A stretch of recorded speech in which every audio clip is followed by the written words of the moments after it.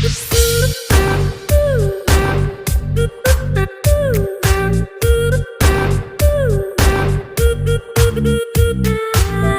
నిత్య కృపకు వారసులైన ప్రియ దేవుని జనాంగమా, మీకు శుభములు. బాగున్నారా?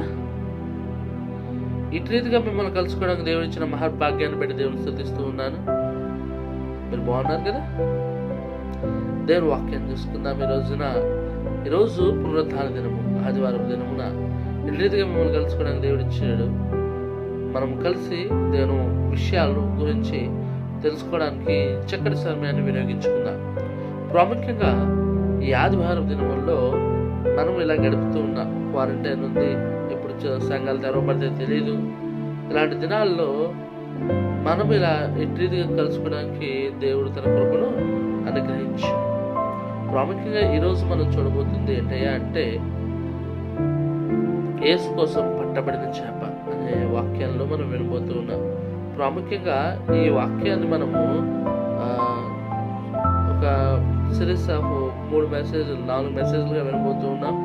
మొదటిది మాట విన్న చేప, రెండోది శ్రమ పడిన చేప, మూడోది పట్టబడిన చేప. ఈరోజు మనము పట్టబడిన చేప గురించి చూస్తున్నాం. చేప ఎందుకు చాలా ప్రాముఖ్యమైనదంటే, క్రైస్తత్వానికి గుర్తుగా ఒకప్పుడు, ఇప్పుడు క్రాస్ సింబల్ చూడంగానే క్రైస్తత్వం ఉండేది, కానీ ఒకప్పుడు ఫిష్ సింబల్ ఉండేది. క్రైస్తత్వానికి సింబల్గా ఫిష్ సింబల్ ఉంది. ఇప్పుడు కూడా ఫిష్ సింబలే ఉంది, కానీ మనకు తెలియదు అంతగా చాలా మందికి. ఎందుకంటే కొంచెం పెద్ద పెద్ద కార్ల మీద ఎక్కడైనా హోల్డింగ్ చూసినప్పుడు ఈ క్రైస్తవులు దాని మీద ఫిష్ బొమ్మ కనబడుతూ ఉంటుంది. అంటే ఫిష్ అంటే ఫిష్ లాగా కాదు, కానీ ఇట్లా ఉండి మధ్యలో ఒక డాట్ ఉండి చేపలాగా ఉంటుంది అనమాట. అయితే ఈరోజు మనం చూడబోతూ ఉన్న క్రైస్తత్వంలో దేవుని యొక్క శక్తిని బట్టి ఈ వాక్యాన్ని మనం వినబోతూ ఉన్నాం. అయితే పట్టబడిన చేప, అసలు ఏంటి పట్టబడిన చేప, ఎందుకు పట్టబడింది, దానివల్ల మనం నేర్చుకోవాల్సింది ఏంటి అనేది ఈరోజు మనము చూడబోతూ ఉన్నాం. బైబిల్ గ్రంథంలో నుంచి దేవుని వాక్యాన్ని చూసుకుందాం. బైబిల్ గ్రంథంలో నుంచి అసలు పట్టబడడం వల్ల ఏం జరుగుద్ది అనేది మనం ఇప్పుడు చూడబోతూ ఉన్నాం. బైబిల్ గ్రంథంలో నుంచి వాక్య భాగాన్ని చదువుకుందాం. లూకా సువార్త 5వ అధ్యాయం 5-6 వచనాలు చూసుకుందాం. సీమోను ఏలినవాడా, రాత్రంతయు మేము ప్రయాసపడితే గాని మాకేమీ దొరకలేదు, అయినను నీ మాట చెప్పున వలలు వేతుమని ఆయనతో చెప్పారు. వారు లాగ వేసి విస్తారమైన చేపలు పట్టది, అందుచేత వారు వలలు పిగిలిపోచుండగా. ఇక్కడ మనం చదువుకున్న వచనంలో జరిగిన సందర్భాన్ని చూద్దాం. పేతురు రాత్రంతా శ్రమ పడ్డాడు. చేపలు పడడానికి వెళ్ళి రాత్రంతా శ్రమ పడ్డాడు. ఒక్క చేప దొరకలేదు. రాత్రంతా కష్టపడ్డాడు ఆయన. రాత్రంతా శ్రమ వచ్చాడు. అరే ఇప్పుడు ఇంటికి వెళ్తే ఏం తినాలి, ఇంటికి వెళ్తే ఏం వండుకోవాలి, లేకపోతే ఇంటికి వెళ్తే ఏం తీసుకెళ్ళాలి, ఈ చేపలు పట్టి తీసుకెళ్ళి అమ్మితేనే కదా వచ్చే డబ్బుతో కుటుంబం గడిచేది. ఎలా నా కుటుంబం, ఇప్పుడు ఏంటి పరిస్థితి అని ఆలోచిస్తూ ఉన్నాడు. రాత్రంతా వల వేశాడండి. రాత్రంతా శ్రమ పడ్డాడు. ఒక చేప పడల. రాత్రంతయు శ్రమ పడినా రాలేదు ప్రభు జయము. రాత్రంతా కష్టపడ్డాడు, రాత్రంతా వలలు వేశాడు, రాత్రంతా కాచు కూర్చున్నాడు, కానీ ఒక్క చేప పడలేదండి. ఎంతో నిరాశ కలిగాడు, ఎంతో బాధ కలిగాడు, ఎంతో దుఃఖము కలిగి వెనక్కి వచ్చేసి ఆ వలలు సర్దుకుంటా ఉన్నాడు. ఆయన ముఖంలో నిరాశ ఉన్నది, ఆయన ముఖంలో తేజస్సు లేదు, ఒక బాధ ఉన్నది. ఎందుకంటే రాత్రంతా కష్టపడినా ఒక్క చేప పడలేదు, నేను ఇప్పుడు ఏం తినాలి, ఏం పట్టుకెళ్ళాలి ఇంటికి అనే బాధ లోపల ఉంది. అలాంటి సమయంలో ఆ పడవ మీద ఒక ఆయన కూర్చున్నాడు. ఎందుకు కూర్చున్నాడంటే అక్కడ మనుషులు వచ్చారు, వాళ్ళతో యేసయ్య బోధిస్తూ ఉన్నాడు వాళ్ళకి. అలాంటి సమయంలో ఆయన ఈ పడవ మీద కూర్చుని వాళ్ళతో బోధిస్తూ ఉన్నాడు. ఈయన పని చేసుకుంటున్నాడు. ఎవరు? పేతురు గారి పని పేతురు చేసుకుంటున్నాడు, వాళ్ళు సర్దుకుంటున్నాడు. కానీ ఈయన మాత్రం ఆ పడవలోకి ఎక్కి వచ్చిన జనంతో మాట్లాడుతూ ఉన్నాడు. మాట్లాడి బోధించిన తర్వాత వెళ్ళిపోయిన తర్వాత ఈయన ఎక్క చూసి, ఏమయ్యా ఏంది, ఒకసారి లోపల పోనిమ్మంటే, సరే పెద్ద అయినా లోపల పోనిమ్మంటాడు, 8 మందికి బోధించాడు, సరే లోపల పోనిమ్మన్నాడు కదా, లోపల తీసుకెళ్ళాడు. లోపల తీసుకెళ్ళిన తర్వాత ఏంటి అని పరిస్థితి అంటే, అయ్యా రాత్రంతా వలేసాను కానీ ఒక్క చేప, చాలా బాధగా ఉంది అనుకుని చెప్తున్నాడేమో. అయితే యేసయ్య అన్నాడు, ఈ పక్కన వల వెయ్యి అన్నాడండి. ఏంటి ఈ పక్కన వల వేయి అన్నాడు. బేసిక్గా పేతురు విషయంలో వేరే వాళ్ళు ఎవరు ఉంటే నవ్వేవాళ్ళు లేకపోతే ఎడ్డించు కొట్టేవాళ్ళు. ఏ సముద్రంలో బ్రతికేవాడు ఎవరు? పేతురు. ఎక్కడ చేపలు ఉంటాయో తెలిసినవాడు ఎవడు? పేతురు. ఎక్కడ చేపల అలజడి ఉంటుందో తెలిసినవాడు ఎవడు? పేతురు. ఎలా వల వేయాలి, ఎక్కడ వల వేయాలో తెలిసినవాడు ఎవడు? పేతురు. ఏమీ తెలియని ఒక ఆయన పడవలోకి ఎక్కి లోపలికి వెళ్ళి ఇక్కడ చూడు అనడానికి ఎలా ఉంటుందండి? ఒళ్ళు మండిపోతుంది. కానీ పేతురు యేసు చెప్పిన మాట విన్నాడు. ఇక్కడ ప్రాముఖ్యమైనది ఏంటో తెలుసా? అద్భుతం జరగాలి అంటే మాట వినాలి. అద్భుతాలు మనం చూడాలి అంటే దేవుని మాట వినాలి. ఇక్కడ దేవుని మాట విన్నాడు పేతురు. వినేం చేశాడండి? వెంటనే వల వేశాడండి. ఆలోచించాల, ఆయన ఎందుకు చెప్తున్నాడు, నాకు కన్నా ఎక్కువ తెలుసా అని అనుకోవాలా.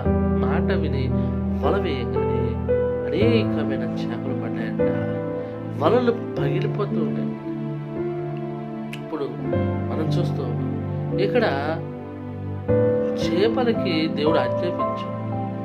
అందుకే కదా, లేకపోతే రాత్రంతా కష్టపడ్డ ఒక చేప పడడం. కానీ ఇప్పుడు వల వేయడం వల్ల ఎన్ని చేపలు వచ్చి పడ్డాయండి? పట్టబడిన చేప. ఈరోజు చూస్తున్నాం పట్టబడిన చేప. అవి ఎన్నో విస్తారంగా పడ్డాయి. ఇంకొక అంశంలో కూడా ఇలాంటి సందర్భం చూద్దాం. ఇంకో సందర్భం జరిగింది ఇలాంటిదే. యోహాను సువార్త 21:6 లేదని వారాయనతో చెప్పురి. అప్పుడు ఆయన దోణి కుడి ప్రక్కన వలవేయడి మీకు దొరికినని చెప్పగా వారు లాగు వేయగా చేపలు విస్తారంగా పడినందున లాగలేకపోయిరి. ఇక్కడో సందర్భంలో కూడా కొన్ని చేపలు పట్టబడ్డాయి. 153 పెద్ద చేపలు పట్టబడ్డాయి. మామూలు చిన్నవి కాదు. అవి లాగలేకపోయారంట. ఏంటి సందర్భం అంటే, యేసయ్య అప్పటికే 3 సార్లు అంటే చనిపోయి తిరిగి లేచి 3 సార్లు శిష్యులకి కనబడ్డ తర్వాత శిష్యులు ఏం చేయాలండి? యేసయ్య నిజమైన దేవుడు అని ప్రచారం చేయాల్సిన వాళ్ళు, ఒరే ఇప్పుడు ఎందుకు కాదురా, నాకు ఆకలి అవుతుంది అని పేతురు లేచి, నేను చేపలు పట్టుకోవడానికి వెళ్తాను, మీలో ఎవరు వస్తారంటే వెనకాల తగుదురమ్మా అని నలుగురు తయారయ్యారు. ఇలా అందరు కలిసి వెళ్ళారండి చేపలు పట్టుకోవడానికి. వీళ్ళకి 3.5 సంవత్సరాలు యేసు ప్రభు ట్రైనింగ్ ఇచ్చి శిష్యులుగా నేర్పి స్వస్థతలు చేయడం వచ్చి ఎన్నో అద్భుతాలు చేశారు వీళ్ళు. అలాంటి వాళ్ళు ఏం చేస్తున్నారండి? యేసు ప్రభు తిరిగి కనబడకపోతే పోనీ చేపలు పట్టుకుని ఏం పట్టుకుని పర్లా, కానీ తిరిగి చనిపోయి లేచిన తర్వాత 3 సార్లు కనబడిన తర్వాత వీళ్ళు ఏం చేయాలా? వీళ్ళు ఏం చేస్తున్నారు? చేపలు పట్టుకోవడానికి వెళ్ళారు. చేపలు పట్టుకోవడానికి వెళ్ళి చేపలు పడతా ఉన్నారండి. చేపలు పడతా ఉంటే ఒక్క చేప పడట్లా. సేమ్ సిచ్యువేషన్ పేదరు గుర్తొస్తా ఉందేమో. ఒక్క చేప పడట్లా, ఒక్క చేప కూడా పడట్లా. అయితే దూరం నుంచి ఒక ఆయన కనబడుతూ ఉన్నాడు. అయ్యా ఏమైంది? ఒక్క చేప కూడా పడలేదే. అయితే మీకు కుడి పక్కన ఏమన్నాడండి. కుడి పక్కన వేసి లాగేసరికి, వల వేసేసరికి, వీళ్ళందరూ జాలర్లు ఉన్నారు చాలా మంది. అందులో కుడి పక్కన వేసి లాగేసరికి 153 పెద్ద చేపలు పడ్డాయి. మామూలు ఆశ్చర్యం కాదండి. దెబ్బకి ఏంటి పరిస్థితి అని తేరి చూడగా ఆయన యేసు ఎందుకు చేపలు పడదాం రమ్మని తీసుకొచ్చిన ఆయన ఏం చేశాడు తెలుసా? పేతురు బట్టలు చింపుకుని నీటిలో దుంకేసాడు సిగ్గేసి. చిన్నపిల్లడు ఏదైనా దొంగతనం చేసినా ఏదైనా చేసి దొరికినప్పుడు వాడి ముఖం చూడాలి, వాడు సిగ్గుపడిపోతుంది, ఏం చేయాలి తెలియక. అలాగే పేతురు బట్టలు చింపి నీటిలో దుంగేసాడు. సిగ్గేసేసింది. అయ్యో ఎంత తప్పు చేశాను నేను అయిపోయి. అంటే ఇక్కడ 2 విషయాలు చూస్తాం. దేవుని మాట కొరకు పట్టబడిన చేప, దేవుని కొరకు పట్టబడిన చేప. ఈరోజు నీ కొరకు, దేవుని కొరకు నువ్వు మీద పట్టబడుతున్నావా? దేవుని హస్తాల్లో నువ్వు పట్టబడుతున్నావా? లేకపోతే దేవుని చేతి నుంచి జారిపోతూ ఉంటావు? చాలా చేపలు ఏం చేస్తాయంటే జారిపోతూ ఉంటాయి. ఈరోజున నువ్వు దేవుని చేతిలో పట్టబడిన వాడిగా ఉన్నావా? విడవబడిన వాడిగా ఉన్నావా? ఎలాగంటే ఒక రోజున ఒక చేపల వాడు వల వేస్తాడు. వల వేస్తే కొన్ని చేపలు పడ్డాయి. చేపలు పడితే అందులో ఒక పెద్ద చేప, అది చాలా మంచిగా ఉంది, దీన్ని అమ్మితే ఎక్కువ రేట్ వస్తుంది అనుకున్నాడు. చాలా ఎక్కువ రేట్ వస్తుంది అనుకున్నాడు. నేను ఆ చేపను పట్టుకుని దీని నుంచి కొంచెం బురద అంటుకుంది, కడుగుదామని తీసుకెళ్ళి ఆ నీటిలో పెట్టి కడిగేలోపు అది చచ్చినట్టు యాక్ట్ చేసింది. చచ్చిపోయినట్టు యాక్ట్ చేసేసరికి దాన్ని తీసి పక్కన పెట్టాడు. ఎలాగ చచ్చిపోయింది కదా, సర్లే ఇది ఎలాగే ఎదుకోలేదని చెప్పి ఒడ్డు పక్కనే పెట్టాడు. కానీ చచ్చిపోయినట్టు యాక్ట్ చేసి ఏం చేసింది? ఆ జాల చేతి అలా అటు ఇటు చూసినప్పుడు చెప్పమని జారిపోయింది. ఈరోజున మనం కూడా క్రీస్తులో చచ్చిన వారమై ఉండి యేసు చేతిలో నుంచి జారిపోతున్నాం. చచ్చిన వారిగా నటిస్తూ యేసు చేతిలోంచి జారిపోతున్నాం. చచ్చిన వాడి దగ్గర ఏమవుతుందంటే కంపు కొడుతుంది శరీరం. ఏంటా కంపు అంటే పాపపు కంపు. ఈరోజు శరీరం దగ్గర ఎలాంటి కంపు వస్తుంది అంటే చచ్చిన వాడి దగ్గర పాపపు కంపు వస్తుంది. అంటే కంపు వచ్చినట్లుగా మన జీవితాలు మనం చచ్చిన వారమై ఉంటే పాపపు కంపు వస్తుందండి. ఆ పాపం అనే కంపు మనకి రాదు, మనకి సువాసనగానే ఉంటుందండి. తాగినోడికి అది సువాసన అంట, కానీ ఎదురుగా నుంచున్నోడి పరిస్థితి చూడాలి. ఆడ మాట్లాడుతుంటే ఒకసారి నా ముందు కొంతమంది మాట్లాడినప్పుడు చూడాలి, అసలు నేను భరించలేను. వాళ్ళు ఎంత దారుణంగా తాగుతారంటే అంత దారుణంగా తాగి మాట్లాడుతుంటే వాడికేమో ఎంత గబ్బు వస్తుంది, ఎంత కంపు కొడుతుంది. ఎలా తాగేవారంటే వాడికి సువాసన, అది పాపము కంపు కొడుతుంది. అంటే చచ్చిన వాడిలా ఉంటే మనం కంపు కొడతాం. రెండోది, అది ఎందుకు రాని పనికి మాలినదిగా నాశనం అయిపోతుంది. శరీరం చచ్చిపోయిన సేవ చనిపోయింది ఏముందంటే ఆ పురుగులు గడ్డ తినేసి ఇంకా అది ఉండదు. అలాగే నువ్వు చచ్చిన వాడిగా నటిస్తే లోపల పాపం నిన్ను తినేస్తూ ఉంటుంది. నిజం, పాపం తినేస్తుంది మనిషిని. ఏ వ్యభిచారం చేసేవాడికి వ్యభిచార రోగాలతో, ఎయిడ్స్ నది రోగాలతో పోతాడు. సిగరెట్ తాగేవాడికి కిడ్నీ సమస్యలతో పోతాడు, ఊపిరితిత్తుల సమస్యలతో. తాగేవాడికి చెప్పగల లివర్ ఫెయిల్యూర్ అవుతుంటాయి. గుట్కాలు తినేవాడికి క్యాన్సర్స్ వస్తుంటాయి. ఏదైనా ఒక పాపం చేసామా పాపమే. మర్డర్ చేసేవాడు ఆఖరి కత్తి వల్లే చేస్తాడు. చూస్తున్నావు, పాపం చేస్తే చచ్చిన వాడిని. ఇప్పుడు నువ్వు చచ్చిన వాడిగా ఉంటే ఏసు చేతి నుంచి జారిపోతావు. ఏసు కోసం పట్టబడాలి. ఏసు కోసం మనం అందరం పట్టబడాలండి. ఏసు చేతి నుంచి జారిపోయే వరకు ఉండకూడదు. ఇక్కడ చేపలు పట్టబడ్డాయి దేవుని మాట కొరకు, దేవుని కొరకు. ఈరోజు నువ్వు పట్టబడుతున్నావా? లేకపోతే నువ్వు ఇంకొకటి దేవుని కొరకు పట్టుకుంటున్నావా? లేదు. పాల్ యాంగ్చర్ జీవితాన్ని చూసినట్లయితే పాల్ యాంగ్చర్ గారికి ఒక అన్యుడు, ఆయన అసలు దేవుడు నమ్మలేని వ్యక్తి. దేవుడు అంటే చాలా కోపమైన వ్యక్తి. అలాంటి వ్యక్తికి ఒక చిన్న పాప దేవుని యొక్క కరపత్రిక తీసుకొచ్చి ఇచ్చింది. వెంటనే అది చూసి ఒకసారి కింద మీద చూసి కోపం వచ్చి ఆ చిన్న పాపని గట్టిగా కొట్టాడంట. కొట్టగానే ఆ యొక్క చిన్న పాప యొక్క బుగ్గంతా ఎర్ర కందిపోయింది. కన్నీళ్ళు కచ్చుకుంటూ అమ్మాయి వెళ్ళిపోయిందంట. ఈయన వెళ్ళిపోయాడు, ఇంటికి వెళ్ళాడు, పడుకున్నాడు, కానీ నిద్ర పట్టట్లేదు. ఏంటో తెలుసా, అనవసరంగా చిన్న పిల్లని కొట్టాడు. అనవసరంగా చాలా చిన్న పిల్ల ఎర్రగా కందిపోయింది. అదే గుర్తొస్తుంది నిద్ర పట్ల. ఇక అదే దారిలో నడుచుకుంటూ వచ్చాడంట. నడుచుకుంటూ వచ్చి ఆ పిల్లలు కొట్టిన ప్రదేశానికి వచ్చాడంట. చాలా బాధ అనిపిస్తుంది.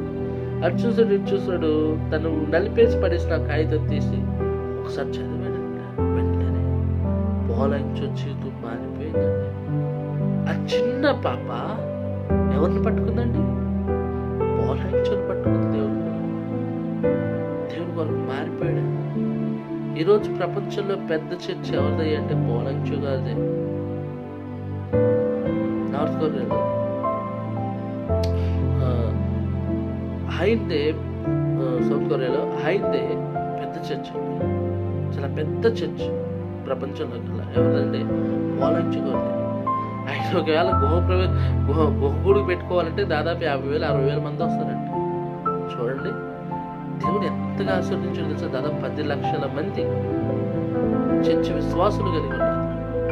ఆయన ఎవరు ఇంతకీ ఆయనకి నడిపించింది విశ్వాసంలోకి? ఆయన పట్టుకుంది ఎవరు? గొప్ప మేధావైన గొప్ప ప్రవక్త, లేకపోతే గొప్ప పాస్టర్ గారా? ఎవరండి? ఒక చిన్న పాప పట్టు. ఈరోజు నువ్వు నేను మనం ఎవరిని పట్టుకుంటున్నాం? దేవుని కొరకు. ఎవరి కోసం పట్టుబడుతున్నామా? దేవుని కోసం మనం పట్టుకుంటున్నాం ఇతరులని? లేదు. మనం పట్టుబడటమే కాదు, దేవుని చేతిలో ఇంకొకరిని దేవుని కొరకు పట్టుకోవాలి. ఒకసారి మన కుటుంబంలో మనం ఆలోచించు. దేవుని చేతిలో ఉన్నామనుకో, మనం దేవుని కొరకు పట్టబడ్డామనుకో, మనం పరలోకం వెళ్తాం, బాగుంటుంది అంతా. లేదు, మన కుటుంబంలో చాలా మంది మనకు తెలుసు, కానీ వాళ్ళకి దేవుడు అంటే తెలియదు. ఇంకా అల్ప విశ్వాసంతో ఉన్నారు. వాళ్ళందరూ ఎక్కడికి వెళ్తారండి? మనకు తెలుసు కదా, నరకానికి వెళ్తారు. నరకంలో ఎలా ఉంటుంది? భయంకరమైన రోదన, భయంకరమైన వేదన. ఇక్కడ నీ కొడుకో నీ భర్తకో చిన్న ముళ్ళు గుచ్చుకుంటేనే నువ్వు తలడిల్లిపోతావు. అలాంటిది నరకంలో అగ్నిలో వేచి కాల్చేస్తారు. అప్పుడు ఆ బాధ అలా అనిపిస్తున్నప్పుడు వేదన నీకు కలుగుద్ది. ఎందుకో తెలుసా? నీవు నీ చేతుల్లో ఉండగా వాళ్ళు పట్టుకోలేదు. దేవుని కొరకు నీ కుటుంబాన్ని పట్టుకోలేదు. దేవుని కొరకు నీ స్నేహితులు నువ్వు పట్టుకోలేదు. అప్పుడుకెళ్ళి నువ్వు పరలోకంలో వాళ్ళు నరకంలో బాధపడుతున్నప్పుడు చూసి గుండెలు బాదుకున్న ప్రయోజనం లేదు. ఒకసారి గమనించు. దేవుని కొరకు మనం పట్టబడాలి. దేవుని కొరకు మనం పట్టబడాలి. ఈరోజు మనమే పట్టుబడ్డం కాకుండా ఇతరులను దేవుని కొరకు పట్టుకోవాలి. ఇప్పుడు చూసినట్లయితే మనుషులు ఏ విధంగా ఉన్నారు, క్రైస్తవులు ఏ విధంగా ఉన్నారు అంటే వాళ్ళు పట్టబడమే కాకుండా ఇతరులను పట్టుకుంటున్నారా దేవుని కొరకు అంటే లేదండి. వాళ్ళే చేతుల్లోంచి జారిపోయి మేము యేసు కొరకే ఉన్నాం, యేసు కొరకే పట్టబడ్డాం, దేవుని కొరకే పట్టబడ్డామని చెప్పి నటిస్తూ ఉన్నారు. నటన మంచిది కాదండి. నటన జీవితాన్ని నాశనం చేస్తుంది. ఈ మనిషి యొక్క నటన జీవితాన్ని రోగాలు పాలు చేస్తుంది. ఈ యొక్క నటన మనిషి జీవితాన్ని అంతం చేస్తుంది. జాగ్రత్త. మనం దేవుని కొరకు పట్టబడిన వారమై ఉండాలి, అంతేగాని విడవబడిన వారై ఉండకూడదు. ఎందుకంటే విడవబడితే ఏం జరుగుద్ది అంటే నరకమే. నరకమే అని ఎందుకు కొన్నిసార్లు చెప్తానంటే మన యొక్క గోల్ పరలో అంతే. రెండోది నరకం. గోల్ కాదు, అది వచ్చే ప్రమాదం. మనకున్న ఒకే ఒక ప్రమాదం నరకం. ఈ లోపల కష్టాలు వస్తాయి, శ్రమలు వస్తాయి, బాధలు వస్తాయి, ఇబ్బందులు వస్తాయి, అవి ఎన్నో రోగాలు వస్తాయి. అయినా పక్కన పెట్టు. కానీ ప్రధానమైనది ఏంటో తెలుసా? ప్రమాదం ఈ లోకంలో నరకం. ఆ నరకానికి పోతే ఇంకా మార్గమే లేదండి. ఇప్పుడు నీకు రోగం వచ్చినా, బాధ వచ్చినా, కష్టం వచ్చినా, ఏదొచ్చినా కానీ ఇక్కడ మార్గం ఉంది, వేసే మార్గం. కానీ నరకానికి పోతే ఇక ఏ మార్గం లేదు. కాబట్టి దేవుని కొరకు పట్టబడిన వారుగా ఉండాలి. ఆ చేపలు చూడండి, దేవుని మాట విని శిష్యుడికి పట్టబడ్డాయి, దేవుని కొరకు పట్టబడ్డాయి. ఈరోజు నువ్వు నేను దేవుని కొరకు పట్టబడాలి, దేవుని కొరకు కట్టబడాలి. మన కుటుంబం మనం కట్టుకోవాలి, మన కుటుంబాన్ని మనం కట్టుకోవాలి. ప్రశాంతత ఎందుకు పట్టబడట్లేదంటే కుటుంబంలో భార్య నమ్ముకొని ఉండొచ్చు దేవుణ్ణి. ఆమె ప్రార్థన చేస్తుంది భర్త మారాలని. వారం చేసింది, నెల చేసింది, 2 నెలలు చేసింది, ఇంకేం మారతాడులే అంది. నిమ్మ 2 నెలలైనా ప్రార్థన మారే వరకు చేయాలమ్మా. అయిపోయిందా ప్రార్థన అప్పుడే? ఒక భర్త ఉంటాడు, తన భార్య మారాలని ప్రార్థన చేస్తాడు. ఎన్ని రోజులు? మారే వరకు. ప్రార్థన అనేది ఒకసారి రాసి కాల్ లిస్ట్ రాసి మనకు కావాల్సిన రాసి చిట్టి రాసి దేవుని ముఖం మీద పడేయడం కాదు. వచ్చే వరకు పోచాడాలి, మారే వరకు పోచాడాలి. మారుతారండి మనుషులు. ప్రార్థన వల్ల మన కుటుంబం మారుతుంది. మనం దేవుని వల్ల కూడా కాదు అనుకుంటావా? అలా అనుకోకెప్పుడు. దేవుని వల్ల సమస్తం సాధ్యం. నీ భర్తని, నీ భార్యని, నీ పిల్లల్ని మార్చేది దేవుడు మాత్రమే. ఈ లోకంలో ఏది మనల్ని మార్చలేదు. దేవుని వాక్యము మాత్రమే మార్చగలిగింది. కాబట్టి లేదు, ఇంకో విషయం జరుగుతుంది కుటుంబాల్లో. ఇంకో విషయం ఏంటంటే భార్య ప్రార్థన చేస్తుంది, భర్త అని అన్నాడు అనుకోండి, భర్త కన్నా డబల్ లెగిస్తుంది. ఎక్కడ చూపిస్తున్నావు మాదిరి? ఎక్కడ చూపించగలుగుతున్నావు మాదిరి? లేదండి. విశ్వాసి అయినప్పుడు ప్రశాంతంగా ఉండాలి, మనశ్శాంతిగా ఉండాలి. మరి కొడుతున్నారండి, తిడుతున్నారండి, హింసిస్తున్నారండి. క్రైస్తవుడికి హింసలేనండి. క్రైస్తవుడి కంటే బంగారు పాన్పేసి నడిపించరు. ఈరోజు చూస్తున్నాం పట్టబడిన చేప. దేవుని కొరకు నువ్వు పట్టబడాలి. మన కుటుంబం మనము మన కుటుంబానికి మాదిరిగా ఉండి మనము వాళ్ళని నడిపించు. ఎప్పుడైతే మనం నడిపిస్తామో మన కుటుంబాన్ని, ఇంకేం కావాలండి? ఆశీర్వాదమే కదా. ఎంత ఆశీర్వాదం! దేవుని చేతులు దేవుని కొరకు పట్టబడితే గొప్ప ఆశీర్వాదం మనము లెక్కింపులో ఉంటాం. కాబట్టి మనందరం దేవుని చేతులు పట్టబడి వారికి ఉందాం. ప్రార్థన చేసుకుందాం. పరిశుద్ధుడైన మా దేవా, నీకు వందనాలు. ఈరోజు రీతిగా మీకు కలుసుకోవడానికి ఇచ్చిన మహాభాగ్యాన్ని బట్టి వందనాలు. ప్రాముఖ్యంగా తండ్రి, ఈ వాక్యం ద్వారా మాట్లాడినందుకు వందనాలు. మేము పట్టబడి నీ హస్తాలు ఉండగా మాకు సహాయం తెచ్చి యేసుని ప్రార్థించినాం తండ్రి. అందరికి వందనాలు. God bless you. Praise the Lord. Amen.